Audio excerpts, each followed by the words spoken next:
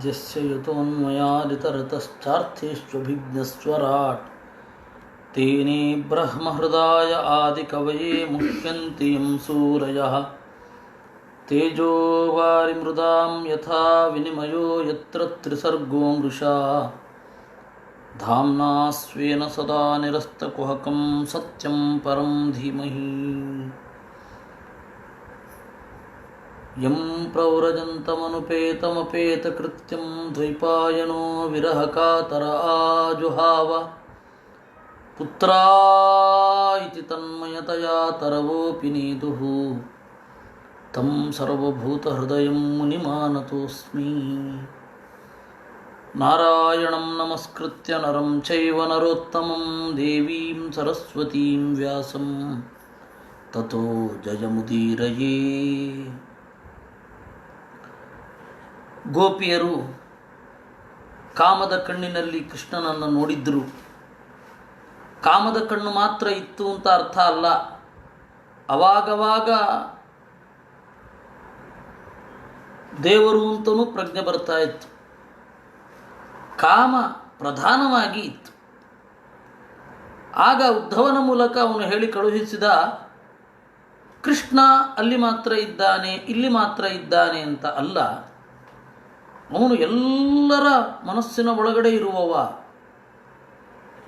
ಅವನನ್ನು ಕಾಮದಿಂದ ಮುಟ್ಟಿ ಸಂತೋಷ ಪಡೋದಲ್ಲ, ಭಕ್ತಿಯಿಂದ ಮುಟ್ಟಬೇಕು. ಅದಕ್ಕಾಗಿ ಈ ಉಪಾಸನೆ ಅತ್ಯಂತ ಅಗತ್ಯ ಅಂತ ಉಪಾಸನೆಯ ದಾರಿಯ ಬಗ್ಗೆ ಹೇಳಿದ್ದ. ಅದನ್ನು ನಾವು ನಿನ್ನೆ ನೋಡಿದ್ದೆವು. ಈಗ ಅವನು ಹೋಗದಾಗ ಉದ್ಧವ ಅನೇಕ ತಿಂಗಳ ಕಾಲ ಕಳೆದ. ಉದ್ಧವ ಹೊರಟು ನಿಂತಾಗ ಅವರೆಲ್ಲರೂ ಕೂಡ ಕಾಣಿಕೆಗಳನ್ನು ತಂದು ಒಪ್ಪಿಸಿದರಂತೆ. ಕಾಣಿಕೆಗಳನ್ನು ತಂದು ಉದ್ಧವನನ್ನು ಬೇಡ್ತಾ ಇದ್ದಾರೆ ಎಲ್ಲರೂ ಕೂಡ. ಮನಸೋ ವೃತ್ತಯೋ ನಸ್ಯುಹು ಕೃಷ್ಣ ಪಾದಾಂಬುಜಾಶ್ರಯಾ ವಾಚೋಭಿಧಾಯಿನೀರ್ನಾಂನಾಂ ಕಾಯಸ್ತತ್ಪ್ರವಣಾದಿಷು. ಕೃಷ್ಣನ ಅಡಿದಾವರೆಗಳಲ್ಲಿ ನಮ್ಮ ಮನಸ್ಸು ನೆಲೆಗೊಳ್ಳಲಿ, ನಮ್ಮ ಮಾತು ನಾಂನಾಂ ಅಭಿಧಾಯಿನೀಹಿ, ಅವನ ಹೆಸರುಗಳನ್ನು ನಿರಂತರವಾಗಿ ಹೇಳುತ್ತಿರಲಿ. ಕಾಯ ತತ್ಪ್ರವಣಾದಿಷು, ಅವನನ್ನು ನೆನಪಿಸಿಕೊಂಡು ಎಲ್ಲೆಡೆ ಇರುವ ಅವನನ್ನು ನೆನಪಿಸಿಕೊಂಡು ನಮಸ್ಕಾರ ಮಾಡುವಂತಹ ಬುದ್ಧಿ ಬರಲಿ. ಅಂದರೆ ದೈಹಿಕವಾಗಿ, ಮಾನಸಿಕವಾಗಿ, ವಾಚಿಕವಾಗಿ ಕೃಷ್ಣನಲ್ಲಿಯೇ ನೆಲೆಗೊಳ್ಳುವಂತಾಗಲಿ. ಕರ್ಮಭಿರ್ಭ್ರಾಮ್ಯಮಾಣಾನಾಂ ಯತ್ರ ಕ್ವಾಪೀಶ್ವರೇಚ್ಛಯ ಮಂಗಳಾಚರಿತೈರ್ದಾನೈಃ ರತಿರ್ನ ಕೃಷ್ಣ ಈಶ್ವರೇ. ನಾವು ಹಿಂದಣ ಜನ್ಮದಲ್ಲಿ ಮಾಡಿದ ಕರ್ಮಗಳಿಂದ ಕೃಷ್ಣನನ್ನು ಬಿಟ್ಟು ಬೇರೆ ಕಡೆ ಓಡಾಡ್ತಾ ಇರ್ತೇವೆ. ಕೃಷ್ಣ ಎದುರುಗಡೆ ಇದ್ದರೂ ಕೂಡ ಅವನನ್ನು ತಪ್ಪಾಗಿ ಗ್ರಹಿಸ್ತೇವೆ. ಹಾಗಾಗದಿರಲಿ. ನಾವು ಒಳ್ಳೆಯದು ಮಾಡ್ತೇವೆ, ದಾನ ಮಾಡ್ತೇವೆ, ಇವುಗಳಿಂದ ದೇವರು ಪ್ರೀತನಾಗಿ ನಮಗೆ ಒಲಿಯಲಿ ಅಂತ ಹೇಳೋದಕ್ಕಿಂತ ದೇವರೇ ಕರುಣೆಯಿಂದ ನಮಗೆ ಒಲಿಯಲಿ ಅಂತ ಹೇಳಿಬಿಡ್ತೇವೆ. ಆ ದೇವರ ನೆನಪಿನಲ್ಲಿ ದಾನ ಮಾಡೋದು ಹೌದು, ಒಳ್ಳೆಯ ಕೆಲಸಗಳನ್ನು ಮಾಡೋದು ಹೌದು, ಆದರೆ ಅದರಿಂದ ದೇವರು ಒಲಿಯಲಿ ಅಂತ ಹೇಳಲಿಕ್ಕಾಗೋಲ್ಲ. ಯಾಕೆಂದರೆ ನಮ್ಮಲ್ಲಿ ಅನೇಕ ಲೋಪಗಳಿರ್ತದೆ. ಅದರಿಂದಾಗಿ ದೇವರೇ ಕರುಣೆಯಿಂದ ಒಲಿದು ಬಿಡಲಿ ಅಂತ ನಾವು ಕೇಳ್ಕೋತೇವೆ. ಹಾಗೆ ದೇವರಲ್ಲಿ ಹೇಳು ಅಂತ ಹೇಳಿದರು. ಏವಂ ಸಭಾಜಿತೋ ಗೋಪೈಃ ಕೃಷ್ಣ ಭಕ್ತ್ಯಾ ನರಾಧಿಪ ಉದ್ಧವ ಪುನರಾಗಚ್ಚನ್ ಮಧುರಾಂ ಕೃಷ್ಣ ಪಾಲಿತಾಂ. ಈ ರೀತಿ ಗೋಪರು ಗೋಪಿಯರು ಎಲ್ಲ ಉದ್ಧವನನ್ನು ಸತ್ಕರಿಸಿದರು. ಉದ್ಧವ ಮಧುರೆಗೆ ಮರಳಿ ಬಂದ. ಕೃಷ್ಣಾಯ ಪ್ರಣಿಪತ್ಯಾಹ ಭಕ್ತ್ಯುದ್ರೇಕಂ ರಜೌಕಸಾಂ ವಾಸುದೇವಾಯ ರಾಮಾಯ ರಾಜ್ಞೇ ಚೋಪಾಯ ನಾನ್ಯದಾತ್. ಕೃಷ್ಣನಿಗೆ ನಮಸ್ಕರಿಸಿ ಸ್ವಾಮಿ, ನಿನ್ನ ಭಕ್ತರಾದ ಗೋಪ ಗೋಪಿಯರ ಭಕ್ತಿಯ ಉದ್ರೇಕ ಏನು ಅನ್ನೋದನ್ನು ಕುರಿತು ಹೇಳಿದ.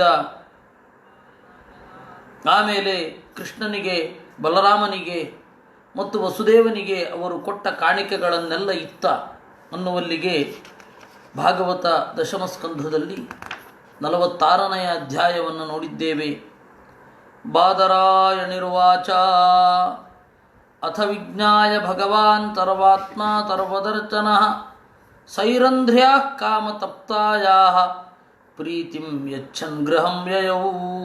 ಆಮೇಲೆ ಕಾಲ ಬಂತು ಅಂತ ಚಿಂತನೆ ಮಾಡಿ ಕೃಷ್ಣ ಏನು ಮಾಡಿದ? ಸೈರಂಧ್ರಿಯ ಮನೆಗೆ ತೆರಳಿದ. ಯಾರನ್ನ ತ್ರಿವಕ್ರೆ ಅಂತ ಇವತ್ತು ಲೋಕ ಗುರುತಿಸುತ್ತೋ ಅಂತಹ ತ್ರಿವಕ್ರೆಯ ಮನೆಗೆ ತೆರಳಿದ. ಮಹಾರ್ಹೋಪಸ್ಕರೋಪೇತಂ ಕಾಮೋಪಾಯೋಪಬೃಂಹಿತಂ ಮುಕ್ತಾಧಾಮ ಪತಾಕಾಭಿಃ ವಿತಾನಶಯನಾಸನೈಃ ಧೂಪೈಃ ಸೃಗ್ಗಂಧೈರಪಿ ಮಂಡಿತಂ. ಅವಳ ಮನೆ ಹೇಗಿತ್ತು? ಮಹಾರ್ಹೋಪಸ್ಕರೋಪೇತಂ, ಅತ್ಯಂತ ಐಷಾರಾಮಿಯಾದ ಪೀಠ ಉಪಕರಣಗಳೆಲ್ಲ ಇತ್ತು. ಕಾಮೋಪಾಯೋಪಬೃಂಹಿತಂ, ಅಲ್ಲಿ ಕಾಮ ಉಕ್ಕೇರುವಂತೆ ಮನೆಯ ಏರ್ಪಾಡುಗಳಾಗಿದ್ದು, ಚಂದದ ಚಿತ್ರ, ಭಿತ್ತಿ ಚಿತ್ರ, ಆಮೇಲೆ ಒಳ್ಳೆಯ ಹೂಬನ, ಇವುಗಳೆಲ್ಲ ಅಂಥವ್ರ ಮನೆಯಲ್ಲಿ ಇರೋದು ಅಂತ ನಾವೆಲ್ಲ ಕಾವ್ಯಗಳಲ್ಲಿ ಆಮೇಲೆ ಗದ್ಯಗಳಲ್ಲಿ ಓದ್ತೇವೆ. ಆ ತರಹದ ಒಂದು ಮನೆ. ಅದರಲ್ಲಿ ಬೇರೆ ಬೇರೆ ಚಿತ್ರಗಳನ್ನು ಬರೆದು ಹಾಡುವ ಕೋಗಿಲೆ, ಅರಳಿದ ಹೂವು, ಪ್ರಣಯಿನೆಯ ಭಾವ ಉದ್ವೇಗ, ಹಾವಭಾವ ಮೊದಲಾದವುಗಳನ್ನೆಲ್ಲ ಕೊಡ್ತಾ ಇರುವ ಚಿತ್ರ. ಈ ತರಹ ಎಲ್ಲ ಇರುತ್ತೆ. ಅದನ್ನು ಅಲ್ಲಿ ಕಂಡ. ಮುಕ್ತಾಧಾಮ ಪತಾಕಾಭಿಃ, ಆಮೇಲೆ ಮುತ್ತಿನ ಹಗ್ಗ ಇಳಿದು ಬಿದ್ದಿತ್ತು. ಒಳ್ಳೆಯ ಪತಾಕೆ ಇತ್ತು. ಶಯನ ಆಸನ ಎಲ್ಲ ಇತ್ತು. ಪರಿಮಳ ಬೀರುವ ಧೂಪ ಇತ್ತು. ಚಂದದ ಮಾಲೆ ಇತ್ತು. ಗಂಧ ಮೊದಲಾದವುಗಳೆಲ್ಲ ಇತ್ತು. ಕೃಷ್ಣನ ಸ್ವಾಗತಕ್ಕೆ ಪೂರ್ತಿ ಏರ್ಪಾಡು ಮಾಡಿದ್ಲವಳು. ಗೃಹಂ ತಮಾಯಾಂತಮವೇಕ್ಷ ಸಾಸನಾತ್ ಸದ್ಯ ಸಮುತ್ಥಾಯ ಚ ಜಾತ ಸಂಭ್ರಮ ಯಥೋಪಸಂಗಸ್ಯ ಸಖೀಭಿರಚ್ಯುತಂ ಸಭಾಜಯಾಮಾಸ ಸದಾಸನಾದಿಭಿಃ. ಪ್ರತಿ ದಿವಸ ಆ ರೀತಿ ಅಲಂಕಾರ ಮಾಡಿ ಇವತ್ತು ಕೃಷ್ಣ ಬರ್ತಾನ ಅಂತ ಕಾಯ್ತಾ ಇದ್ಲು. ಒಂದು ದಿವಸವೂ ಕೂಡ ಅವಳು ಇವತ್ತು ಕೃಷ್ಣ ಬರಲಿಕ್ಕಿಲ್ವೇನೋ ಅಂತ ಅಂದುಕೊಳ್ಳಲಿಲ್ಲ. ಆ ಉತ್ಕಟವಾದ ನಿರೀಕ್ಷೆ. ಒಮ್ಮೆ ಕೃಷ್ಣ ಬಂದ. ಅವಳ ಗೆಳತಿಯರ ಜೊತೆಗೆ ಆರಾಮಾಗಿ ಮಾತನಾಡ್ತಾ ಕೂತಿದ್ದಾಳೆ. ಕೃಷ್ಣ ಬಂದ ಕೂಡಲೇ ದಿಗ್ಗನೆ ಎದ್ದು ಸತ್ಕರಿಸಿದಳು. ಅಥೋದ್ದವಸ್ಸಾಧುತಯಾಭಿಪೂಜಿತಃ ನ್ಯಷೀದ ದುರ್ವ್ಯಾಂ ಅಭಿಮೃಶ್ಯ ಚಾಸನಂ ಕೃಷ್ಣೋಪಿ ದಾಂತಂ ಶಯನಂ ಮಹಾಧನಂ ವಿವೇಚ ಲೋಕಾಚರಿತಾನ್ಯನೂರತಃ. ಆಮೇಲೆ ಉದ್ಧವ ಏನು ಮಾಡಿದ? ಕೃಷ್ಣನ ಹಿಂದೆ ಬಂದಿದ್ದ. ಉದ್ಧವನಿಗೆ ಯೋಗ್ಯವಾದ ಆಸನವನ್ನು ಅವಳು ಕೊಟ್ಟಾಗ ಅಭಿಮೃಶ್ಯ, ಆಸನವನ್ನು ಮುಟ್ಟಿ ಕೃಷ್ಣನ ಮುಂದೆ ನಾನು ಕೂತ್ಕೊಳ್ಳೋದಿಲ್ಲ ಅಂತ ಉರ್ವ್ಯಾಂ ನ್ಯಷೀದತ್, ಕೆಳಗಡೆ ಕುಳಿತ ಅಂತೆ. ಅಷ್ಟು ಭಕ್ತ. ಕೃಷ್ಣೋಪಿ ದಾಂತಂ ಶಯನಂ ಮಹಾಧನಂ, ದಂತದ ಕಟ್ಟಿರುವ ಆಸನದಲ್ಲಿ ಶ್ರೀಕೃಷ್ಣ ಕುಳಿತ. ಸಾಮಜ್ಜನಾಲೇಪದುಕೂಲ ಭೂಷಣ ಸ್ತ್ರಗಂಧ ತಾಂಬೂಲ ಸುಧಾಸವಾದಿಭಿಃ ಪ್ರಸಾದಿತೋತ್ಮೋಪತತಾರ ಮಾಧವಂ ಸವ್ರೀಳ ಲೀಲೋಸ್ಮಿತ ವಿಭ್ರಮೇಕ್ಷಿತೈಃ. ಮಜ್ಜನ ದೇವರಿಗೆ ಸ್ನಾನ ಮಾಡಿಸಿದಳು. ಗಂಧವನ್ನು ತಾನೇ ಪೂಸಿದಳು. ಒಳ್ಳೆಯ ಬಟ್ಟೆಯನ್ನು ಕೊಟ್ಟಳು. ತನ್ನ ಆಭರಣವನ್ನು ಅವನಿಗೆ ಅರ್ಪಿಸಿದಳು. ಮಾಲೆ, ಒಳ್ಳೆಯ ಗಂಧ, ತಾಂಬೂಲವನ್ನು ಕೊಟ್ಟಳು. ಆಮೇಲೆ ಆಸವ ಮದ್ಯವನ್ನು ಅವನಿಗೆ ಸಮರ್ಪಣೆ ಮಾಡಿದಳು. ನಾವು ಏನನ್ನು ತಿಂತೇವೋ, ನಾವು ಏನನ್ನು ಭೋಗಿಸ್ತೇವೋ ನಮ್ಮ ದೇವರಿಗೆ ಅದನ್ನೇ ಅರ್ಪಿಸೋದಲ್ವೇ. ರಾಮಚಂದ್ರ ಕಾಡಿಗೆ ಹೋದಾಗ ಅಲ್ಲಿ ಇರುವ ಕಂದಮೂಲ ಫಲಗಳಿಂದ ಪಿಂಡ ಇಟ್ಟ ಅಂತೆ. ಅದರ ತಾತ್ಪರ್ಯ ಇದು, ನಾವು ಯಾವ ಅನ್ನವನ್ನು ಉಣ್ಣುತ್ತೇವೋ ಆ ಅನ್ನವನ್ನು ದೇವರಿಗೆ ಅರ್ಪಣೆ ಮಾಡಬೇಕು ಅಷ್ಟೆ. ಹಾಗೆ ಅರ್ಪಣೆ ಮಾಡಿದಾಗ ಪ್ರಸಾದಿತಾತ್ಮ, ಬಹಳ ಸಂತೋಷಗೊಂಡ ದೇವರು ನಾಚಿಕೆ, ಹಾವಭಾವ, ಮುಗುಳು ನಗೆ, ಕಾಮಪೂರಿತವಾದ ಕಣ್ಣೋಟದಿಂದ ದೇವರನ್ನು ಆರಾಧಿಸಿದಳು. ಆಹೂಯ ಕಾಂತಾಂ ನವತಂಗಮ ಹರಿಯ ವಿಶಂಕಿತಾಂ ಕಂಕಣಭೂಷಿತೆ ಕರೆ ಪ್ರಗೃಶ್ಚ ಶಯ್ಯಾಮಧಿವೇಶ್ಚ ರಾಮಯ ರೇಮೇ ಅನುಲೇಪಾರ್ಪಣ ಪುಣ್ಯಲೇಚಯ.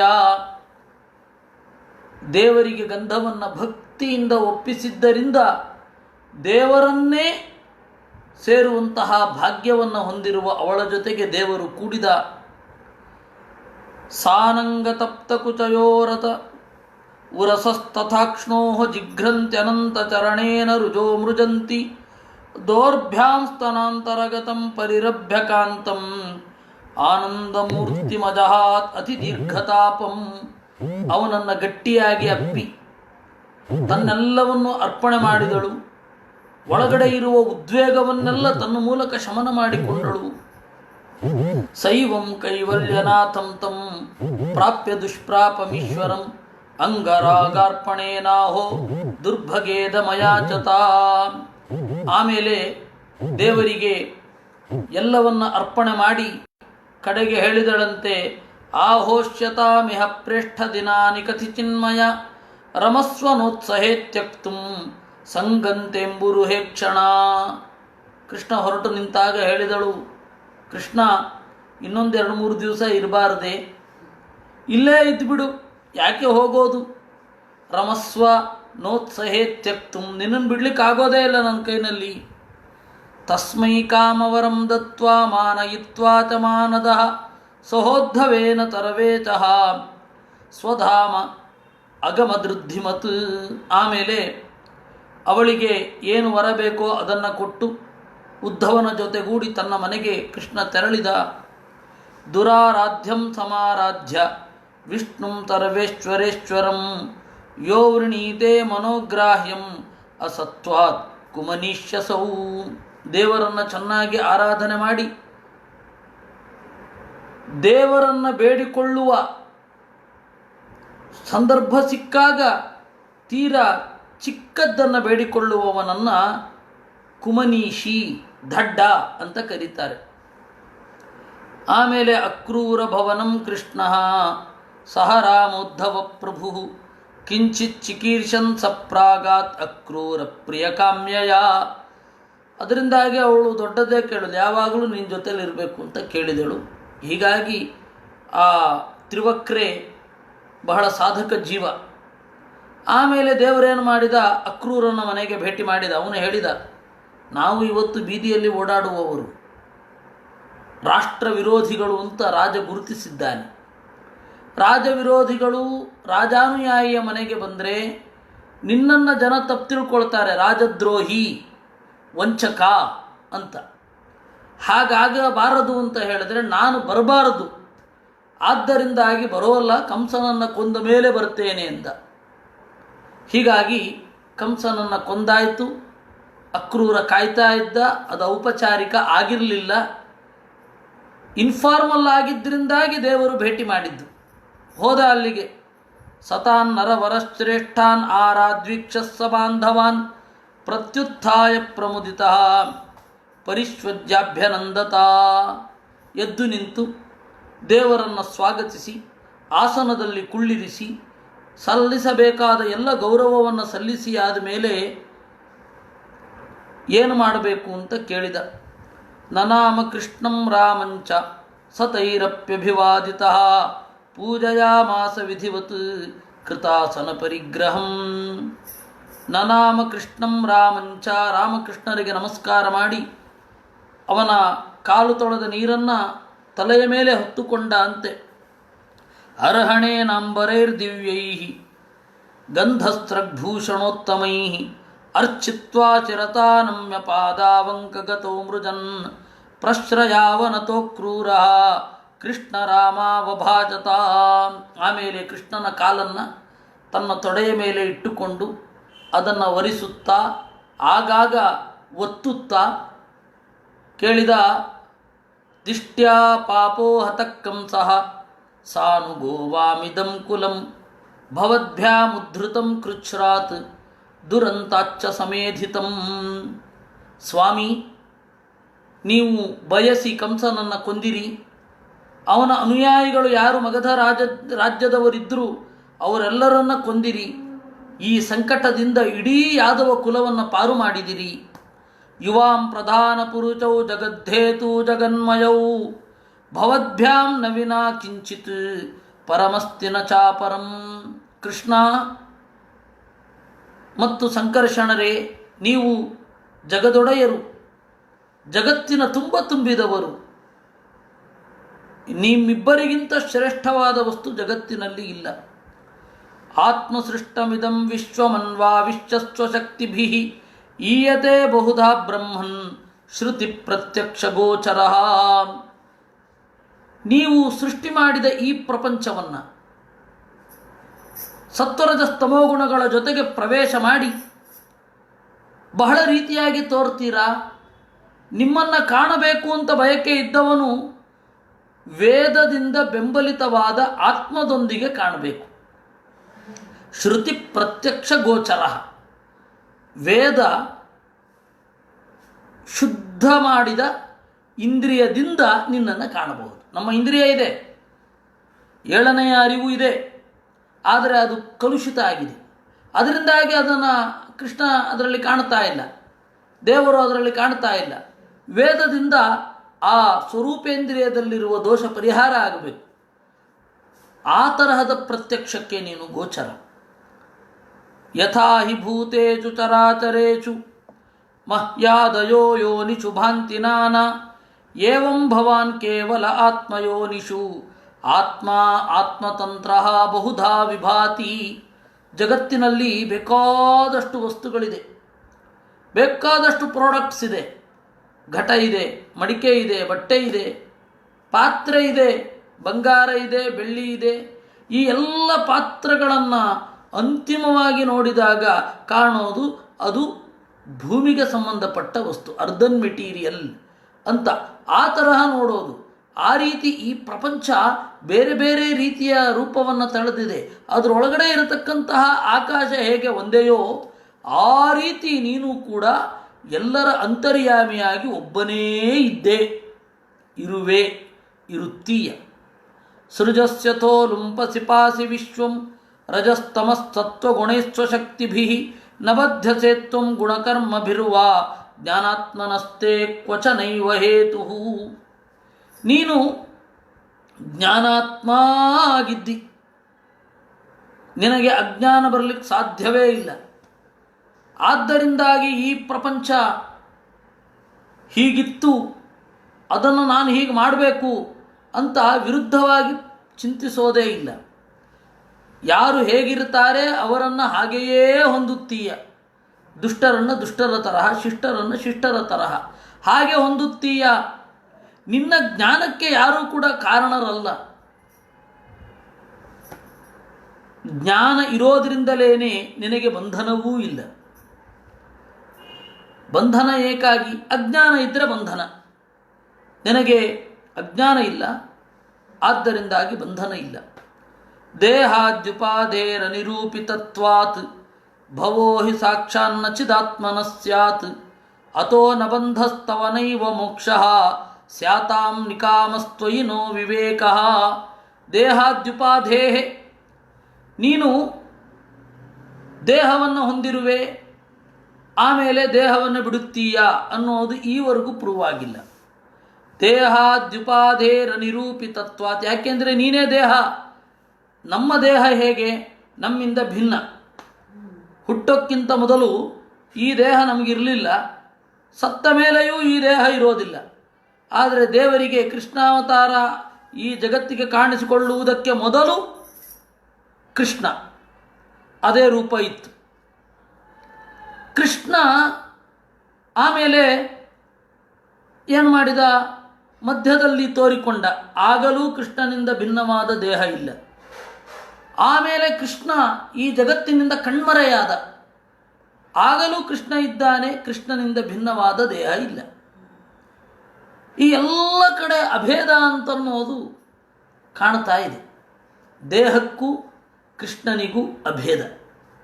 ನಮಗೆ ಹಾಗಲ್ಲ. ಅದರಿಂದಾಗಿ ಹೇಳ್ತಾರೆ ದೇಹಾದ್ಯುಪಾಧೇರ ನಿರೂಪಿತತ್ವಾತ್. ದೇಹ ಅನ್ನುವ ಉಪಾಧಿ ಏನಿದೆ, ದೇಹ ಅನ್ನೋದು ದೇವರಿಗೆ ಮೀಡಿಯಾ ಅಲ್ಲ. ಈ ಎಲ್ಲ ಜೀವಾತ್ಮರಿಗೆ ದೇಹ ಅನ್ನೋದು ಮೀಡಿಯಾ.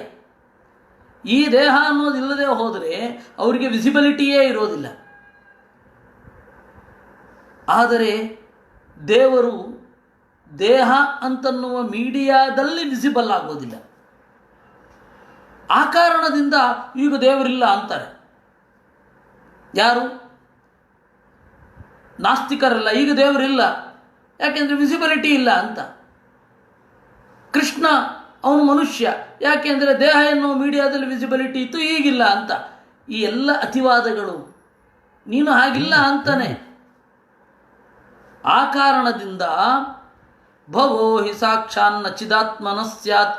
ಯಾರಿಗೆ ಜ್ಞಾನ ಪೂರ್ಣತ್ವ ಇರುತ್ತೆ, ಯಾರಿಗೆ ಪೂರ್ಣ ಜ್ಞಾನ ಇರುತ್ತೆ, ಅವರು ಹುಟ್ಟೋದು ಹೇಗೆ? ಯಾರಿಗೆ ಪೂರ್ಣ ಜ್ಞಾನ ಇರುತ್ತೆ ಅವರು ಸಾಯೋದು ಹೇಗೆ? ಸಾವು ಇಲ್ಲ, ಹುಟ್ಟೂ ಇಲ್ಲ ನಿನಗೆ. ಯಾಕೆ ಅಂದರೆ ಜ್ಞಾನಾತ್ಮ. ಆದ್ದರಿಂದ ನೀನು ಪೂರ್ಣಜ್ಞ ಅಥವಾ ಸರ್ವಜ್ಞ. ಆದ್ದರಿಂದ ನಿನಗೆ ಹುಟ್ಟು ಇಲ್ಲ, ಸಾವಿಲ್ಲ.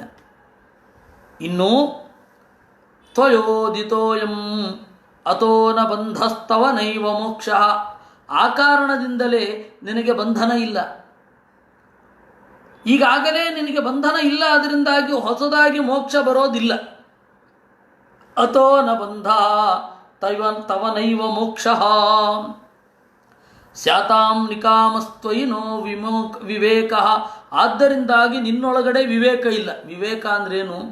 ಭೇದ ಜ್ಞಾನ ಅಂತ. ವಿವೇಕ ಅಂದರೆ ನಾವು ಹಾಗಾದರೆ ಏನು ವಿಸ್ಡಮ್ ಅನ್ನೋ ಅರ್ಥದಲ್ಲಿ ಹೇಗೆ ಯೂಸ್ ಮಾಡ್ತೇವೆ ಅಂದರೆ, ಸರಿ ಯಾವುದು ತಪ್ಪು ಯಾವುದು ಅಂತನ್ನುವ ಭೇದ ಜ್ಞಾನವನ್ನು ವಿವೇಕ ಅಂತ ನಾವೀಗ ಕರೆಯೋದು. ಮೂಲಭೂತವಾಗಿ ಏನರ್ಥ?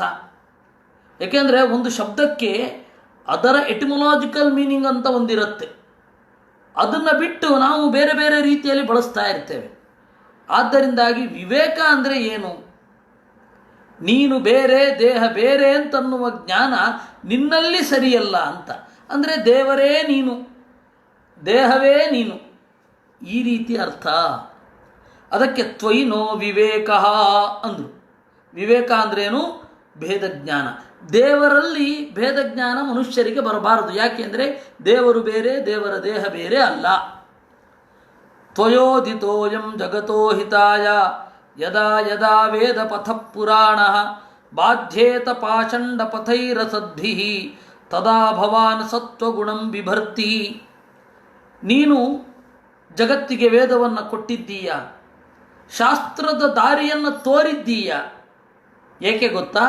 ಜಗತೋ ಹಿತಾಯ, ಜಗತ್ತಿನ ಹಿತಕ್ಕಾಗಿ. ಅದನ್ನು ಪಾಷಂಡ ಪಥೈಹಿ, ನಾಸ್ತಿಕರು ಅನೀತಿವಂತರು ಒಂದೋ ತಪ್ಪಾಗಿ ಅರ್ಥೈಸ್ಕೊಳ್ತಾರೆ, ಒಂದೋ ಅದನ್ನು ವಿರೋಧಿಸ್ತಾರೆ.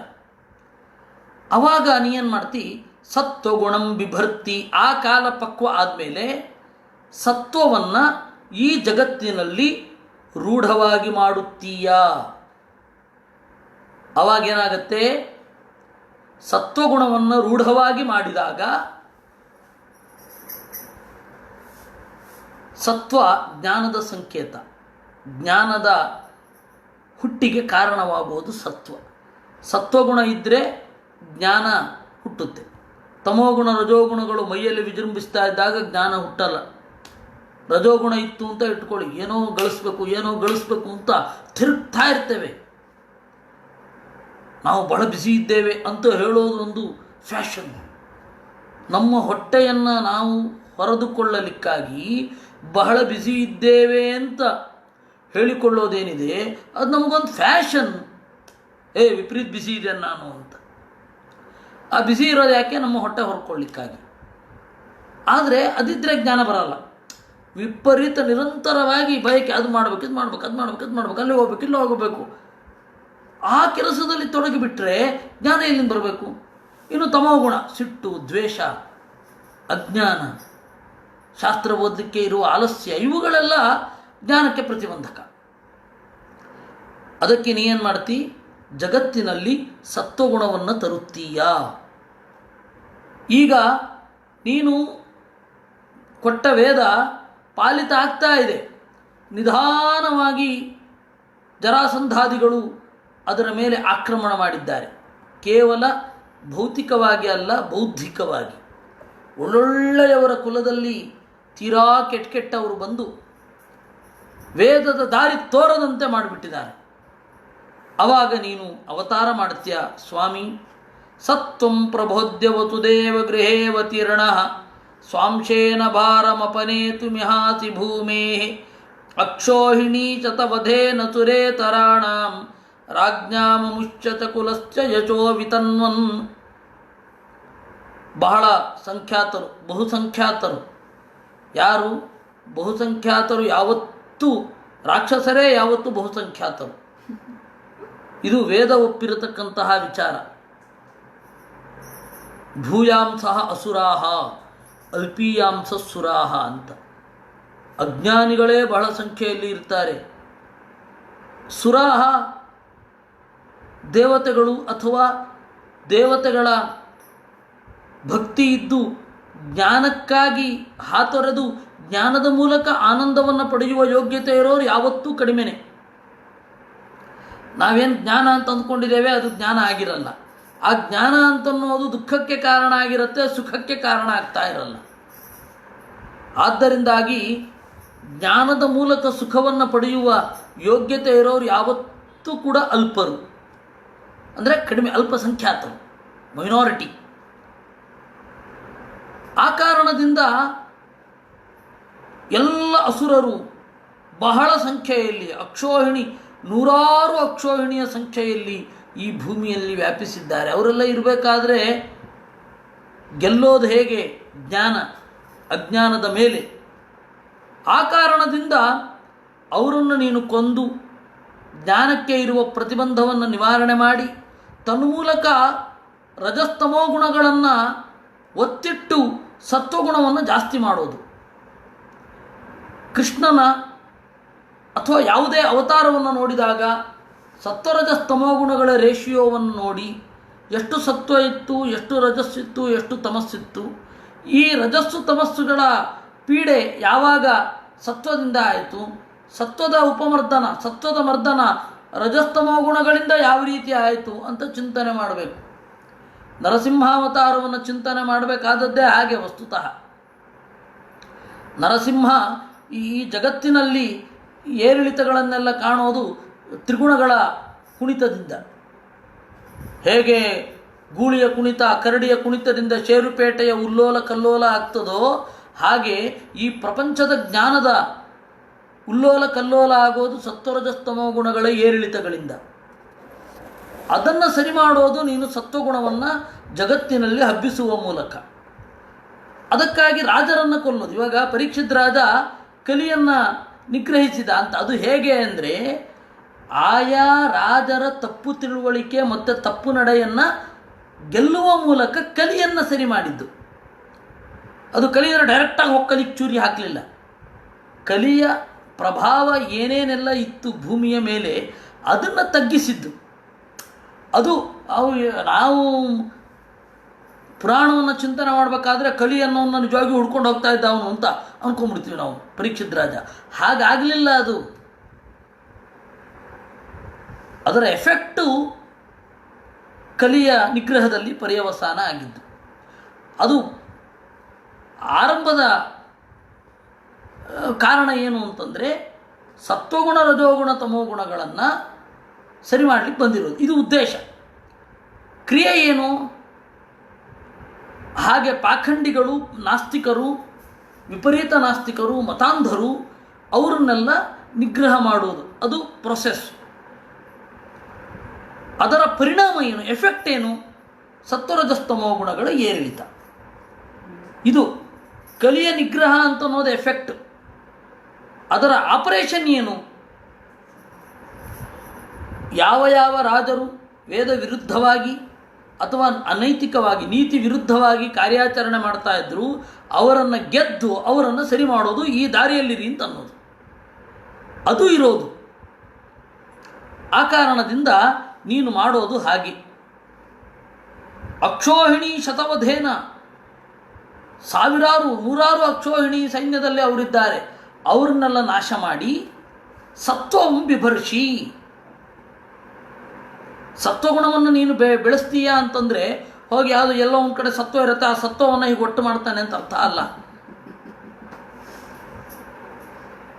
ಅದ್ಯೇಶನೋ ವಸತಯ ಖಲು ಭೂರಿ ಭಾಗಾ ಯತ್ಸರ್ವದೇವ ಪಿತೃಭೂತ ನೃದೇವ ಮೂರ್ತಿ ಯತ್ಪಾದ ಶೌಚ ಸಲಿಲಂ ತ್ರಿಜಗತ್ ಪುನಾತಿ ಸತ್ವಂ ಜಗದ್ಗುರು ರಥೋಕ್ಷಜಯ ಪ್ರವಿಷ್ಟ.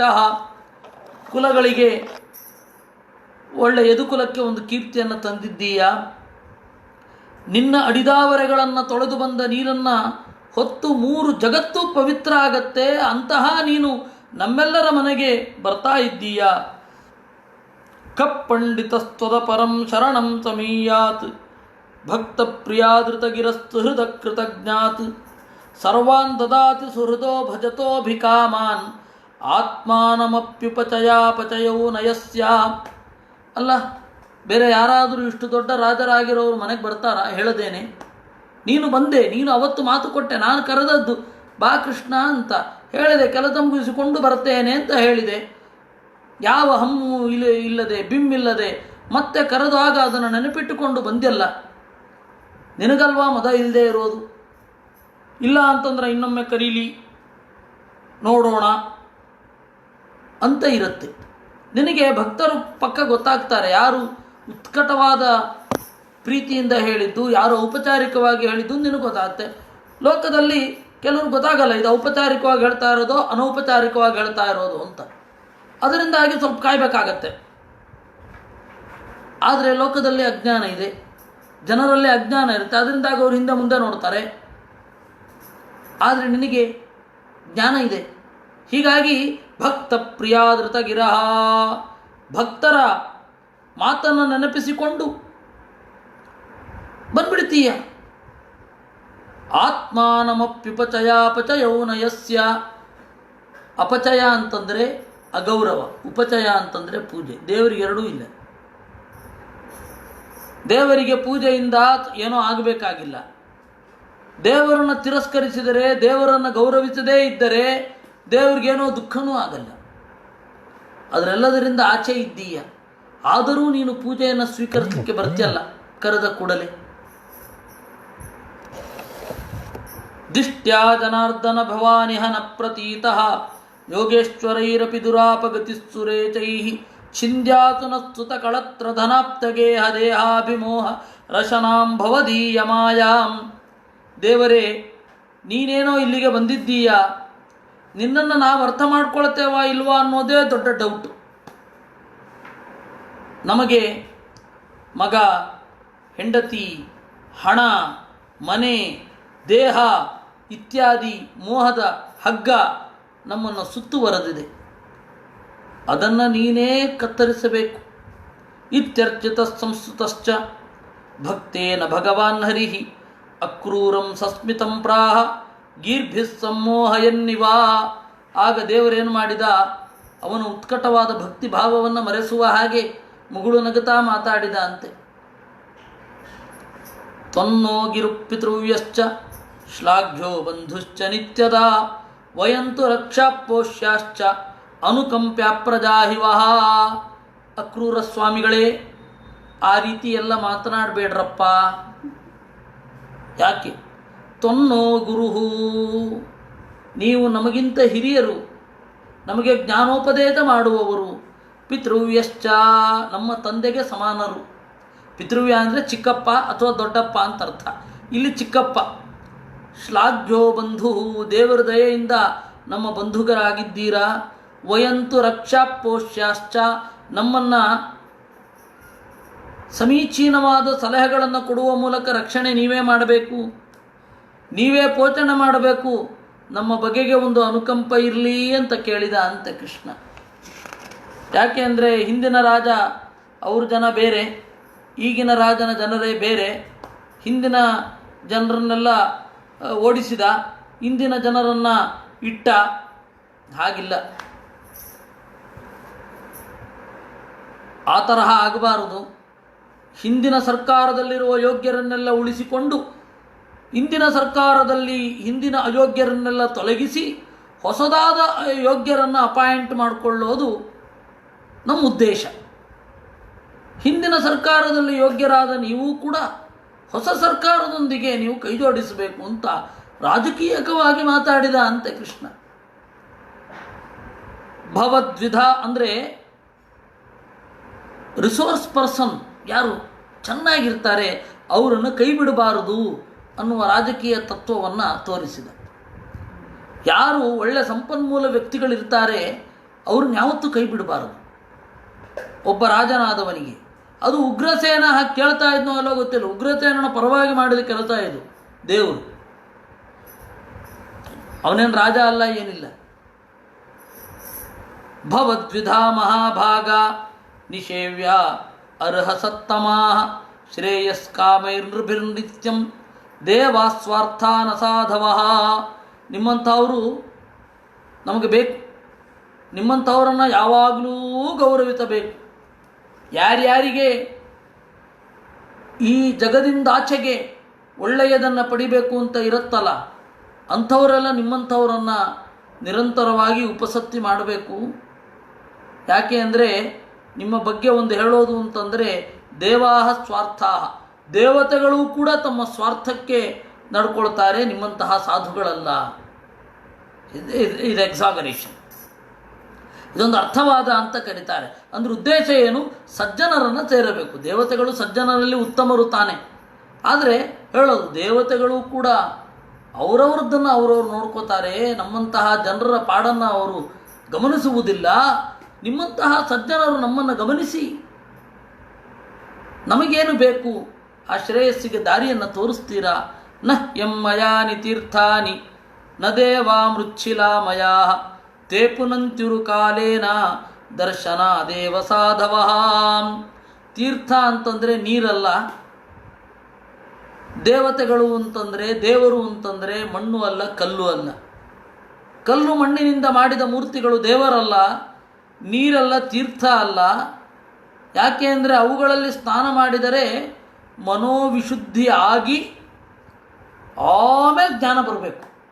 ನಿಮ್ಮಂತಹ ಸಜ್ಜನರು ನೋಡಿದ ಕೂಡಲೇ ನಮ್ಮನ್ನು ಪವಿತ್ರಗೊಳಿಸುತ್ತೀರಾ ಅಂದ ದೇವರು.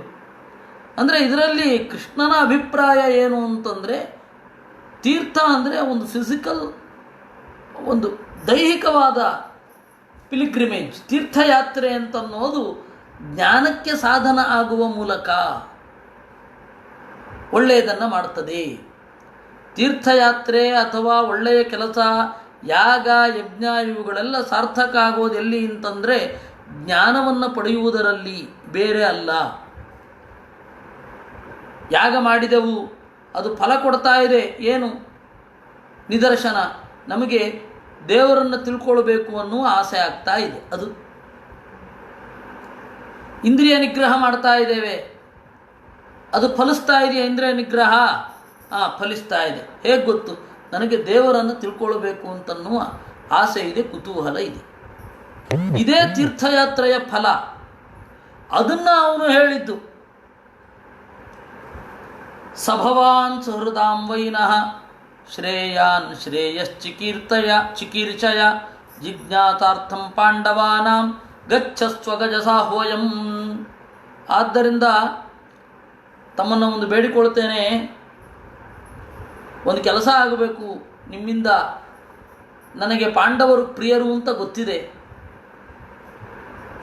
ನಮ್ಮ ಅತ್ತೆಯ ಮಕ್ಕಳು, ನಮ್ಮ ಅಪ್ಪ ನನ್ನ ಅತ್ತೆಯನ್ನು ಅಂದರೆ ಅವನ ತಂಗಿಯನ್ನು ತಂದೆಯಂತೆ ಪ್ರೀತಿಸ್ತಾ ಇದ್ದಾನೆ. ಒಬ್ಬ ತಂದೆ ಇದ್ದರೆ ಮಗಳ ಸರ್ವಾಂಗೀಣ ಚಿಂತನೆಯನ್ನು ಹೇಗೆ ಮಾಡ್ತಾನೋ ಹಾಗೆ ನಮ್ಮ ಅಪ್ಪ ತನ್ನ ತಂಗಿಯ ಅಂದರೆ ಕುಂತಿಯ ಸರ್ವಾಂಗೀಣವಾದ ಚಿಂತನೆ. ವಸ್ತುತಃ ಚಿಕ್ಕಂದಿನಲ್ಲಿಯೇ ಅವಳನ್ನು ಕುಂತಿ ಭೋಜನಿಗೆ ದತ್ತು ಕೊಟ್ಟಾಗಿದೆ. ಆದರೆ ದತ್ತು ಕೊಟ್ಟಿದ್ದು ನಮ್ಮ ತಾತ. ಆದರೂ ತನ್ನ ತಂಗಿಯೆಡೆಗೆ ಪ್ರೀತಿಯನ್ನು ಬಿಡದೇನೆ ಆ ಪ್ರೀತಿಯನ್ನು ಹಾಗೇ ಉಳಿಸಿಕೊಂಡು ತಂದೆಯ ಸ್ಥಾನದಲ್ಲಿ ನಿಂತು ಎಲ್ಲವನ್ನ ಮಾಡಿದವ ವಸುದೇವ. ಆ ತರಹದ ನನ್ನ ಅಪ್ಪನಿಗೆ ಅತ್ಯಂತ ಪ್ರಿಯಳಾದ ನನ್ನ ಅತ್ತೆ ಕುಂತಿಯ ಮಕ್ಕಳು, ಅವರು ನನಗೂ ಪ್ರಿಯರು.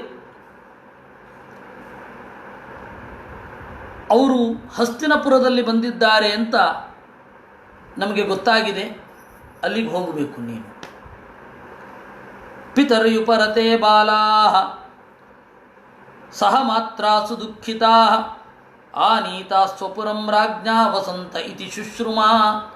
ನಮ್ಮ ಮಾವ ನಮ್ಮ ಸೋದರತ್ತೆಯ ಗಂಡ ಪಾಂಡು ಸತ್ತು ಹೋಗಿದ್ದಾನೆ. ದುಃಖಿತರಾಗಿ ಕಾಡಿನಲ್ಲಿರಲಿಕ್ಕಾಗದೆ ನಮ್ಮ ಅತ್ತೆ ಮತ್ತು ಅವಳ ಮಕ್ಕಳು, ಅತ್ತೆಯ ಮಕ್ಕಳು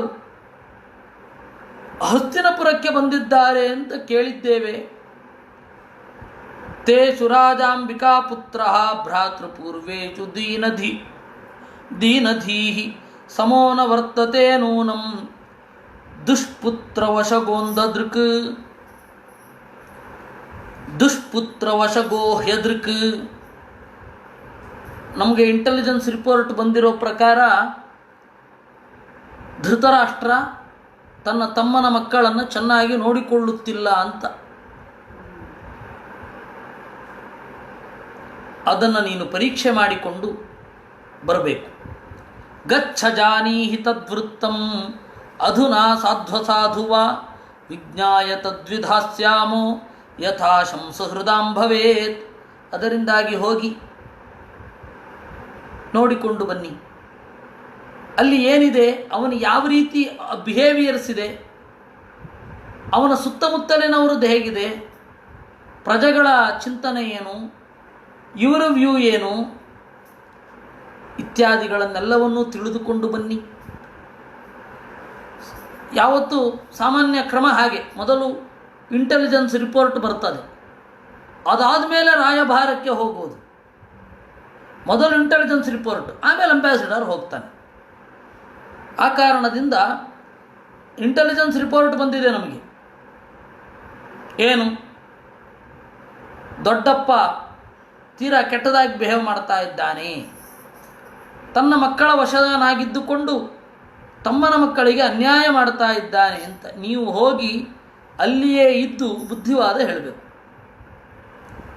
ಇತ್ಯಕ್ರೂರಂ ತಮಾದಿಶ್ಯ ಭಗವಾನ್ ಹರಿರೀಶ್ವರ ಸಂಕರ್ಷಣೋದ್ಧವಾಭ್ಯಾಂ ವೈ ತತಸ್ವಭವನಂ ಯಯೌ. ಈ ಕೆಲಸವನ್ನು ವಹಿಸಿ ಅಕ್ರೂರನಿಗೆ ಶ್ರೀಕೃಷ್ಣ ತನ್ನ ಮನೆಗೆ ತೆರಳಿದ. ಹೀಗಾಗಿ ಕೃಷ್ಣ ವಿದ್ಯಾಭ್ಯಾಸ ಮುಗಿಸಿಕೊಂಡು ಬಂದ ಕೂಡಲೇ ಮಾಡಿದ ಕೆಲಸ ಅಕ್ರೂರನನ್ನು ಪಾಂಡವರ ಕಡೆಗೆ ಕಳುಹಿಸಿದ್ದು. ಕೃಷ್ಣ ಮತ್ತು ಪಾಂಡವರ ಭೇಟಿ ಯಾವಾಗಾಯಿತು? ಕೃಷ್ಣನಿಗೆ ಒಂದು 17-18 ವಯಸ್ಸಿದ್ದಾಗ ಆಗಿದೆ ಪಾಂಡವರ ಭೇಟಿ. ಅರ್ಜುನ, ಭೀಮ, ಸಹದೇವ ಸುಮಾರು ವರ್ಷಗಳ ಕಾಲ ಅವರು ಮಧುರೆಯಲ್ಲೇ ಇದ್ದಾರೆ. ಆಮೇಲೆ ರುಕ್ಮಿಣಿಯ ಮದುವೆ ಆಗಬೇಕಾದ್ರೆ ಕೃಷ್ಣನಿಗೆ ಸುಮಾರು 25 ವಯಸ್ಸು. ಆವಾಗ ಮದುವೆಗೆಲ್ಲರೂ ಬಂದಿದ್ದಾರೆ, ಸತ್ಯಭಾಮೆಯ ಮದುವೆಗೆಲ್ಲರೂ ಬಂದಿದ್ದಾರೆ. ಆದರೆ ಮಹಾಭಾರತವನ್ನು ನೀವು ನೋಡಿದ್ರೆ ಅವರ ಭೇಟಿಯನ್ನು ಹೇಳೋದು 30ನೇ ವಯಸ್ಸಿನಲ್ಲಿ. ಧರ್ಮರಾಜ ಅವನ 30ನೇ ವಯಸ್ಸಿನಲ್ಲಿ ದ್ರೌಪದಿಯನ್ನು ಮದುವೆಯಾಗುವ ಹಿಂದಣ ದಿನಗಳಲ್ಲಿ ಭೇಟಿಯಾಗಿದ್ದು.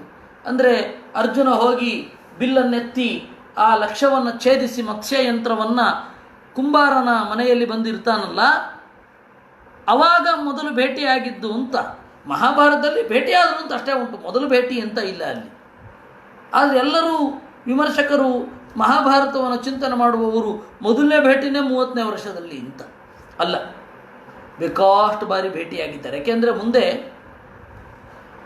ಕೃಷ್ಣನಿಗೆ ಅರ್ಜುನ ಏನೋ ಮಾತಾಡ್ತಾ ಚಿಕ್ಕಂದಿನಿಂದ ನಿನ್ನ ಮಾತನ್ನು ಕೃಷ್ಣ ಕೇಳ್ತಾ ಇದ್ದಾನಲ್ವೇ ಅಂತ ಹೇಳ್ತಾನೆ. ಚಿಕ್ಕಂದಿನಿಂದ ನಾನು ನಿನ್ನ ಮಾತನ್ನು ಕೇಳ್ತಾ ಇದ್ದೆ ಅಂತ ಧರ್ಮರಾಜನು ಕೂಡ ಹೇಳ್ತಾನೆ.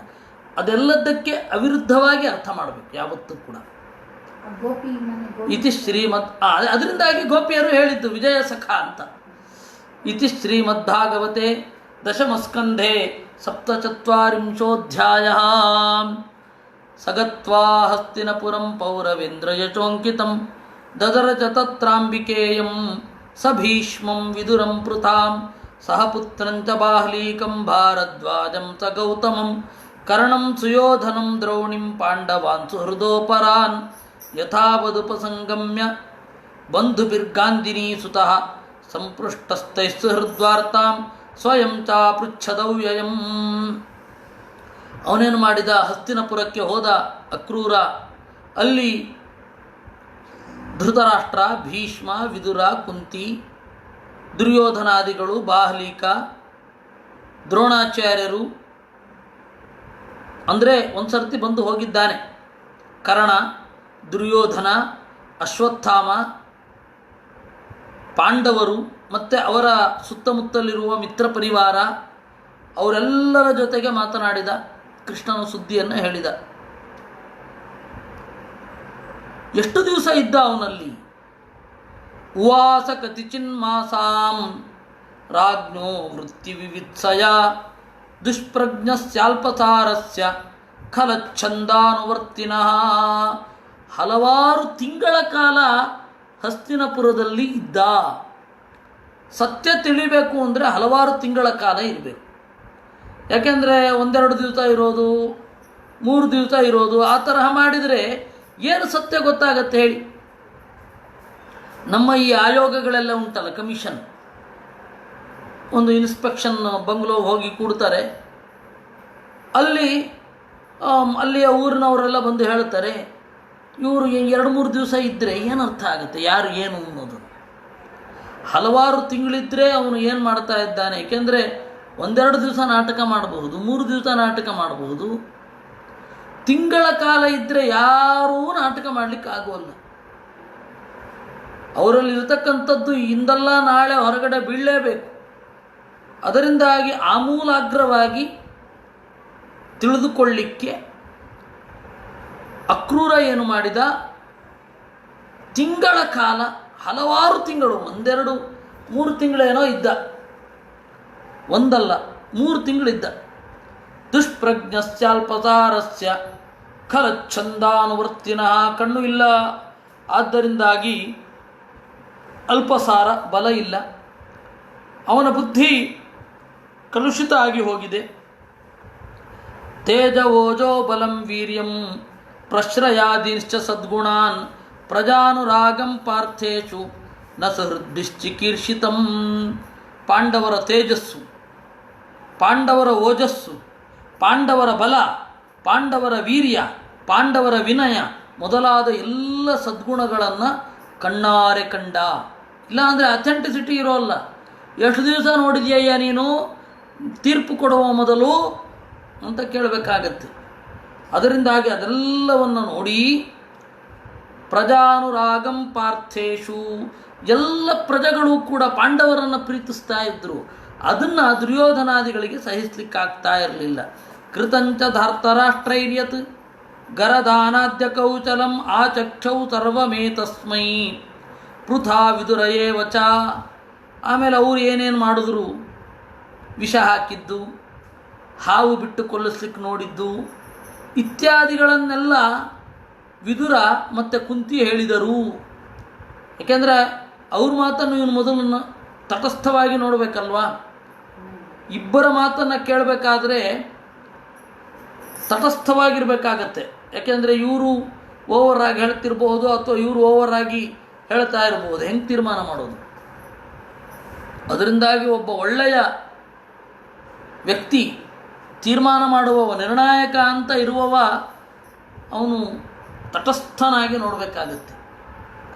ಆ ತಟಸ್ಥನಾಗಿ ನೋಡಬೇಕು ಅಂತಾದರೆ ಖಾಲಿ ಮನಸ್ಸಿನಿಂದ ಯಾರ ಬಗೆಗೂ ಯಾವ ಭಾವನೆಯನ್ನು ಇಟ್ಟುಕೊಳ್ಳದೆ ಹಲವಾರು ತಿಂಗಳ ಕಾಲ ಇಬ್ಬರನ್ನು ಒಡನಾಡಬೇಕಾಗತ್ತೆ. ಇದು ಇರೋದು. ನಾವೇನು ಮಾಡಿಬಿಡ್ತೇವೆ, ಮನಸ್ಸಿನಲ್ಲೇ ಒಬ್ಬರನ್ನು ವಹಿಸ್ಕೊಂಡ್ಬಿಟ್ಟಿರ್ತೇವೆ. ಆಗ ಆ ತೀರ್ಮಾನ ಎಲ್ಲ ಪ್ರಿಜುಡೈಸ್ಡ್ ಆಗಿ ಹೊರಗಡೆ ಬರುತ್ತೆ. ಈಗ ಜನರ ಮನಸ್ಥಿತಿ ಹೇಗಿರುತ್ತೆ ಅಂದರೆ, ಮೊದಲನೇ ಬಾರಿ ಹೇಳ್ತಾ ಇದ್ದಾಗ ಹ್ಞೂ ಅಂತ ಕೇಳ್ತಾರೆ. ಎರಡನೇ ಬಾರಿ ನಾವು ಯಾರ ಮೇಲೆ ದೂರು ಕೊಡ್ತಾ ಇರ್ತೇವಲ್ಲ ಅವ್ರ ಜೊತೆ ಸೇರಿ ಬೈತಾರೆ. ನೋಡಿ ಅವ್ರು ಹೀಗೆ ಹೌದು ಹೌದು ಹೌದು ಹೌದು ಅಂತ ಬೈತಾ ಇರ್ತಾರೆ. ಮೂರನೇ ಬಾರಿ, ನಾಲ್ಕನೇ ಬಾರಿ, ಐದನೇ ಬಾರಿ ಹೇಳ್ತಾ ಇದ್ದಾಗ ಮುಂದೆ ಏನೋ ತಪ್ಪಿದೆ ಅಂತ ನೋಡ್ತಾರೆ. ಪೊಲೀಸರು ಉಲ್ಟಾ ಮೊದಲ ಬಾರಿಗೇನೆ ನಮ್ಮನ್ನು ಅನುಮಾನ ದೃಷ್ಟಿಯಿಂದ ನೋಡ್ತಾರೆ. ಈ ತರಹ ಎಲ್ಲ ಓವರ್ ಇವೆಲ್ಲ. ಆದರೆ ಅಕ್ರೂರನ ದೃಷ್ಟಿಕೋನ ತಟಸ್ಥವಾಗಿ ನೋಡುವ, ಇವರು ಈ ರೀತಿ ಇದ್ದಾರೆ, ಅವರು ಆ ರೀತಿ ಇದ್ದಾರೆ, ಅವರ ಗುಣ ಹೇಗೆ, ಇವ್ರ ಗುಣ ಹೇಗೆ, ಇವ್ರ ವರ್ತನೆ ಹೇಗೆ. ಈಗ ನಾವು ಈ ಕೂಡಲೇ ನಮ್ಮ ಗಮನಕ್ಕೆ ಬಂದಿದ್ದನ್ನು ಪ್ರಮಾಣ ಯಾವಾಗಲೂ ಇರುತ್ತೆ ಅಂತ ತೀರ್ಮಾನ ಮಾಡಬಾರ್ದು. ಈ ತರಹದ ತಟಸ್ಥತೆಯಿಂದ ಕಾಲ ಕಳೆದ. ಅವಾಗ ಅವನು ಗೊತ್ತಾಯಿತು. ವೃಥಾತು ಭ್ರಾತರಂ ಪ್ರಾಪ್ತಂ ಅಕ್ರೂರಮುಪಸೃತ್ಯತಂ ಉವಾಚ ಜನ್ಮ ನಿಲಯಂ ಸ್ಮರಂತ್ಯಶ್ರುಕಳೆ ಕ್ಷಣ. ಕುಂತಿ ತನ್ನ ತಮ್ಮ ಅಕ್ರೂರನನ್ನು ಸಮೀಪಿಸಿದಳಂತೆ. ನೋಡಿ, ಅವನು ಪಿತೃವ್ಯ ಅಂದ ಅರ್ಜುನ, ಇದು ಕೃಷ್ಣ ಪಿತೃವ್ಯ, ತಂದೆಯ ತಮ್ಮ, ಚಿಕ್ಕಪ್ಪ ಅಂತಂದ. ಚಿಕ್ಕಪ್ಪ ಆದರೆ ಕುಂತಿಗೇನಾಗಬೇಕು? ತಮ್ಮ ತಾನೆ, ತಮ್ಮ ಅಥವಾ ಅಣ್ಣ, ಸಾಮಾನ್ಯ ತಮ್ಮ ಅಂತ. ತಮ್ಮ ಅಂತ ಯಾಕೆ ಇಟ್ಕೊಳ್ಳೋದು ಅಂತಂದರೆ, ಅವಳು ಸತ್ಯಭಾಮೆಯನ್ನು ಮದುವೆ ಆಗಲಿಕ್ಕೆ ಅವನು ಲಿಸ್ಟಲ್ಲಿದ್ದ, ಯಾರೋ ಅಕ್ರೂರ, ಅದರಿಂದಾಗಿ ಚಿಕ್ಕವ ಅಂತ. ತನ್ನ ತಮ್ಮನನ್ನು ಕುರಿತು ಕಣ್ಣೀರಿಗೆರೆಯುತ್ತಾ ಕೇಳಿದಳಂತೆ. ತನ್ನ ತವರು ಮನೆಯ ವೈಭೋಗಗಳನ್ನೆಲ್ಲ ನೆನಪಿಸಿಕೊಂಡು, ಅಪಿ ಸ್ಮರಂತಿ ನ ಸೌಮ್ಯ ಪಿತರೋ ಭ್ರಾತರಶ್ಚತೆ ಭಗಿನ್ಯೋ ಭ್ರಾತೃಪುತ್ರಾಶ್ಚ ಜಾಮಯಸ್ಸಖ್ಯ ಏವ ಚ. ಏನಯ್ಯ, ನನ್ನ ಅಪ್ಪ ನನ್ನನ್ನು ನೆನಪಿಸ್ಕೋತಾನ? ನನ್ನ ಚಿಕ್ಕಪ್ಪ ದೊಡ್ಡಪ್ಪಂದಿರು ನೆನಪಿಸ್ಕೋತಾರ ನನ್ನ? ಪಿತರಹ, ಆಮೇಲೆ ಭ್ರಾತರಶ್ಚಮೇ, ನನ್ನ ಅಣ್ಣ ತಮ್ಮಂದಿರು, ಕುಂತಿ ಅಂತ ಒಬ್ಬಳು ಇದ್ಲು, ನಮ್ಮ ಅಕ್ಕ, ನಮ್ಮ ತಂಗಿ ಅಂತ ನೆನಪಿಸ್ಕೋತಾರ? ಭಗಿನ್ಯ, ನನ್ನ ತಂಗಿಯಂದಿರು ಬೇರೆ ಬೇರೆ ರಾಜ್ಯಗಳಲ್ಲಿ ಹರಿದು ಹಂಚು ಹೋಗಿದ್ದಾರೆ, ಅವರೆಲ್ಲ ನೆನಪಿಸ್ಕೋತಾ ಇದ್ದಾರ ನನ್ನ? ಗೊತ್ತಾಗ್ತಾ ಇದೆಯಾ? ಜಾಮಯ, ಜಾಮಿ ಅಂತಂದರೆ ತಂಗಿಯರು. ಸಖ್ಯ ಏವ ಚ, ನನ್ನ ಗೆಳತಿಯರು.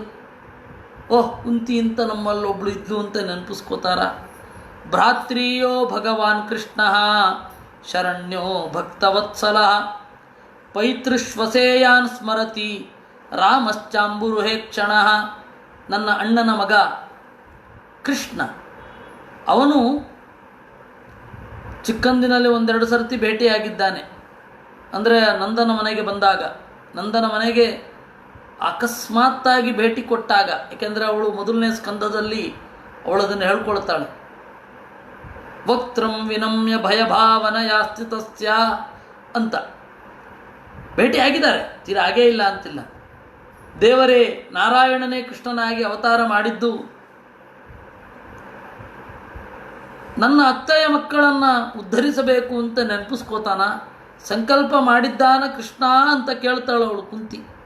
ಸಪತ್ನ ಮಧ್ಯೆ ಶೋಚಂತೀಂ ವೃಕಾಣಾಂ ಹರಿಣೀಮಿವ ಸಾಂತೋ ಇಷ್ಯತಿ ಮಾಂ ವಾಕ್ಯೈ ಪಿತೃಹೀನಾಂಶ್ಚ ಬಾಲಕಾನ್. ವಯಸ್ಸು ಪುಟ್ಟದು, ಆದರೆ ದೊಡ್ಡವಳಾಗಿರುವ ನನ್ನನ್ನು, ಅವನ ವಯಸ್ಸಿಗಿಂತ ದೊಡ್ಡ ಮತ್ತು ಚಿಕ್ಕವರನ್ನು, ಅಂದರೆ ನನ್ನ ಮಕ್ಕಳನ್ನು ತಂದೆಯ ತರಹ ಸಂತೈಸ್ತಾ ಇದ್ದಾನೆ. ನಾನು ತೋಳಗಳ ಮಧ್ಯೆ ಇರುವ ಜಿಂಕೆಯ ತರಹ ಆಗಿದ್ದೇನೆ. ವೃಕಾಣಾಂ ಹರಿಣೀಮಿವ ಸಾಂತ್ವಯಿಷ್ಯತಿ ಮಾಂ ವಾಕ್ಯೈಹಿ. ನನ್ನನ್ನು ಸಾಂತ್ವನಗೊಳಿಸ್ತಾ ಇದ್ದಾನೆ. ಅವನು ಕೃಷ್ಣ ನಿಮ್ಮ ಬಗ್ಗೆ ಕೇಳಿದ ಅಂತನ್ನೋದೇ, ನಿನ್ನನ್ನು ಕಳಿಸಿರೋದೇ ನಮಗೊಂದು ಭರವಸೆ. ಕೃಷ್ಣ ನಮ್ಮ ಕೈ ಹಿಡಿದಿದ್ದಾನೆ, ಕೃಷ್ಣ ನಮ್ಮ ಬಗ್ಗೆ ಯೋಚನೆ ಮಾಡ್ತಾ ಇದ್ದಾನೆ ಅಂತನ್ನೋದು. ಕೃಷ್ಣ ಕೃಷ್ಣ ಮಹಾಯೋಗಿನ್ ಸರ್ವಾತ್ಮನ್ ವಿಶ್ವಪಾಲಕ ಪ್ರಪನ್ನಾಂ ಪಾಹಿ ಗೋವಿಂದ ಶಿಶುಭಿಶ್ಚಾವಸೀದತೀಂ. ಕೃಷ್ಣ ಕೃಷ್ಣ, ಗೋವಿಂದ ಗೋವಿಂದ, ಸರ್ವಾತ್ಮನ್ ಎಲ್ಲರ ಅಂತರ್ಯಾಮಿಯೇ, ವಿಶ್ವಪಾಲಕನೇ, ಮಕ್ಕಳಿಂದ ಕೂಡಿರುವ ನನ್ನನ್ನು ಪಾಲಿಸಯ್ಯ. ನಾಣ್ಯತ್ತವ ಪದಾಂಭೋಜಾತ್ ಪಶ್ಯಾಮಿ ಚರಣಂ ನೃಣಾಂ ಬಿಭ್ಯತಾ ಮೃತ್ಯು ಸಂಸಾರಾತ್ ಈಶ್ವರಸ್ಯ ಆಪವರ್ಗಿಕಾತ್. ನಿನ್ನ ಅಡಿದಾವರಗಳ ಹೊರತು ಇನ್ನೊಂದು ಗತಿಯೇ ನನಗಿಲ್ಲ. ನಮಃ ಕೃಷ್ಣಾಯ ಶುದ್ಧಾಯ ಬ್ರಹ್ಮಣೇ ಪರಮಾತ್ಮನೇ ಯೋಗೇಶ್ವರಾಯ ಯೋಗಾಯ ತ್ವಾಮಹಂ ಚರಣಂ ಗತಾ. ಶುದ್ಧನಾಗಿರುವ, ಗುಣಪೂರ್ಣನಾದ, ಎಲ್ಲ ಸಾಮರ್ಥ್ಯಗಳ ನೆಲೆಯಾದ ಕೃಷ್ಣ, ನಿನ್ನನ್ನು ಶರಣು ಹೊಂದಿದ್ದೇನೆ, ನೀನೇ ನನ್ನನ್ನು ರಕ್ಷಣೆ ಮಾಡಬೇಕು. ಇತ್ಯನುಸ್ಮೃತ್ಯ ಸ್ವಜನಂ ಕೃಷ್ಣಂಚ ಜಗದೀಶ್ವರಂ ಪ್ರಾರುದ ದುಃಖಿತ ರಾಜನ್ ಭವತಾಂ ಪ್ರಪಿತಾಮಹೀ. ಈ ರೀತಿಯಾಗಿ ಕೃಷ್ಣನನ್ನು ನೆನಪಿಸಿಕೊಂಡು, ಓ ಪರೀಕ್ಷಿತನೇ, ನಿನ್ನ ಮುತ್ತಜ್ಜಿ ಅತ್ತಳು. ಏಕೆಂದರೆ ಪರೀಕ್ಷಿತ ರಾಜನಿಗೆ ಪಕ್ಕ ಬರೋದು. ಪರೀಕ್ಷಿತ ರಾಜನ ಅಜ್ಜ ಧರ್ಮರಾಜ. ಯಾಕೆಂದರೆ ಅರ್ಜುನನ ಮಗ ಅಭಿಮನ್ಯು, ಅಭಿಮನ್ಯುವಿನ ಮಗ ಪರೀಕ್ಷಿತ. ಅದರಿಂದಾಗಿ ಧರ್ಮರಾಜ, ಅರ್ಜುನ, ಭೀಮಸೇನ ಅವರೆಲ್ಲ ತಾತನ ತಾಯಿ ಪ್ರಪಿತಾಮಹಿ, ಮುತ್ತಜ್ಜಿ. ನಿನ್ನ ಮುತ್ತಜ್ಜಿ ಈ ರೀತಿ ನೆನಪಿಸಿಕೊಂಡು ಅತ್ಲು. ಕೂಡಲೇ ಕಥೆಯಿಂದ ಇಲ್ಲಿಗೆ, ಅಲ್ಲಿಂದ ಎಲ್ಲೋ ದಡ್ಡಂತ ಈ ಕಾಲಕ್ಕೆ ಬಂದು, ಮತ್ತು ಕಥೆಯಲ್ಲಿ ಒಂದರಲ್ಲೇ ನಾವು ಕಾಲದ ಹಿಂದ್ಗಡೆಗೆ ಮುಂದ್ಗಡೆಗೆ ಆಚೆ ಈಚೆ ಮೇಲೆ ಕೆಳಗೆ ಸಂಚಾರ ಮಾಡಲಿಕ್ಕಾಗೋದು, ದೈಹಿಕವಾಗಿ ಅಂತೂ ಮಾಡಲಿಕ್ಕಾಗೋಲ್ಲ. ಸಮದುಃಖ ಸುಖೋಕ್ರೂರೋ ವಿದುರಶ್ಚ ಮಹಾಯಚಾಹ ಸಾಂತ್ವಯಾಮಾಸತು ಕುಂತೀಂ ತತ್ಪುತ್ರೋತ್ಪತ್ತಿ ಹೇತುಭಿ. ಆಗ ವಿದುರ ಮತ್ತು ಅಕ್ರೂರ ಇಬ್ಬರೂ ಕೂಡ ಸಮದುಃಖ ಸುಖರು. ಹೇಗೆ ಹೇಳ್ತೀರಾ? ಹೌದು, ಅವನು ಮುಟ್ಟಾಳರ ಕೆಳಗಡೆ ಕೆಲಸ ಮಾಡಿದವ ಅಕ್ರೂರ. ವಿದುರನು ಕೂಡ ಮುಟ್ಟಾಳರ ಕೆಳಗಡೆನೇ ಕೆಲಸ ಮಾಡ್ತಾ ಇರೋದು. ಅವನು ಮಂತ್ರಿಯಾಗಿದ್ದ ಕಂಸನಿಗೆ, ಇವನು ದುರ್ಯೋಧನಾದಿಗಳಿಗೆ ಆ ಪದವಿಯಲ್ಲಿ ಸಹಜವಾಗಿ ಇದ್ದಾನೆ ಅಲ್ವೇ? ಅದರಿಂದಾಗಿ ಸಮದುಃಖ ಸುಖ ಅಂದರು. ದಡ್ಡರ ಕೈನಲ್ಲಿ ಕೆಲಸ ಮಾಡುವ ಹಿಂಸೆ ಏನು ಅಂತ ಹೇಳಿ ಅವರಿಬ್ಬರಿಗೂ ಸಮಾನವಾಗಿ ಗೊತ್ತು. ಅದರಿಂದಾಗಿ ಸಮದುಃಖ ಸುಖ ಅಂತಂದರು. ಅವನೇನು ಮಾಡಿದ, ಕುಂತಿಯನ್ನು ಸಾಂತ್ವನಗೊಳಿಸಿದ್ರಿಬ್ಬರು. ಹೇಗೆ? ತತ್ಪುತ್ರೋತ್ಪತ್ತಿ ಹೇತುಭಿ. ನೋಡಮ್ಮ, ನಿಮ್ಮ ಮಕ್ಕಳು ಹುಟ್ಟಿದಾಗ ಏನೇನೆಲ್ಲ ಭವಿಷ್ಯವಾಣಿ ಆಯಿತು ಅದನ್ನೆಲ್ಲ ನೆನಪಿಸಿಕೋ. ಅದೆಲ್ಲ ಖಂಡಿತ ಸತ್ಯ ಹಾಗೆ ಆಗತ್ತೆ. ಹೆದರಬೇಡ, ದುಃಖ ಪಡಬೇಡ. ಮುಂದೆ ಬರಲಿರುವ ಸುಖವನ್ನು ಇಟ್ಟುಕೊಂಡು ಇವತ್ತು ಭರವಸೆ ಇಟ್ಟುಕೋ ಅಂತ ಹೇಳಿದರು. ಇವತ್ತು ದುಃಖದಲ್ಲಿದ್ದಾಗ ಮುಂದೆ ಸುಖ ಬರುತ್ತೆ ಅನ್ನುವ ಭರವಸೆ ಇರಬೇಕು. ಇವತ್ತು ಸುಖ ಬಂದಾಗ ಮುಂದೆ ದುಃಖ ಬರುತ್ತೆ ಅನ್ನುವ ಎಚ್ಚರಿಕೆ ಇರಬೇಕು. ಅಷ್ಟೇ. ಆಗ ಡಿಪ್ರೆಷನ್ಗೂ ಹೋಗಲ್ಲ. ಇಲ್ಲ ಅಂತಂದರೆ 28ನೇ ಮಹಡಿ ಹತ್ತಿ ಅಲ್ಲಿಂದ ಕೆಳಗಡೆ ಜಿಗಿಲಿಕ್ಕೆ ಹೋಗಿ, ಕೆಳಗಡೆ ಜಿಗಿಲಿಕ್ಕೂ ಮನಸ್ಸಾಗದೆ ಅಲ್ಲಿರಲಿಕ್ಕೂ ಭಯ ಆಗಿ, ಆಮೇಲೆ ಯಾರ್ಯಾರನೋ ಬನ್ನಿ ರಕ್ಷಣೆ ಮಾಡಿ ಅಂತ ಕರೆಯೋದು. ಆ ಥರ ಎಲ್ಲ ಆಗಬಾರದು. ಅದರಿಂದಾಗಿ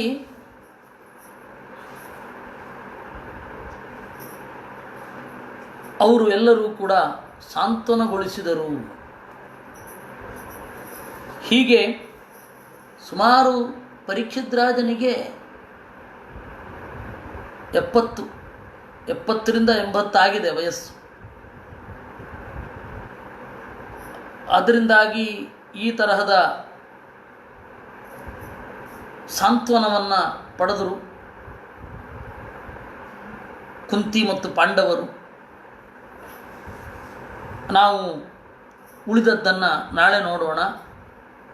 ಬಹಳ ಜನ ಈ ಫೇಸ್ಬುಕ್ ಲೈವನ್ನು ನೋಡ್ತಾ ಇದ್ದೀರಾ, ನಂತರ ಬಹಳ ಜನ ನೋಡ್ತಾ ಇದ್ದೀರಾ. ಅಂದರೆ ಈ ಪ್ರಸಾರ ಮುಗಿದ ಮೇಲೆ ಅವರೆಲ್ಲರಲ್ಲಿ ಒಂದು ಕೋರಿಕೆ, ಈ ಯೂಟ್ಯೂಬ್ ಚಾನಲ್ಗೆ ಸಬ್ಸ್ಕ್ರೈಬ್ ಮಾಡಿ. ವ್ಯಾಸವಾಣಿ ಯೂಟ್ಯೂಬ್ ಚಾನಲ್ಗೆ ಸಬ್ಸ್ಕ್ರೈಬ್ ಮಾಡಿದ್ರೆ ಯೂಟ್ಯೂಬ್ ಲೈವ್ ಬರಬಹುದು ಅಂತ ಹೇಳಿ,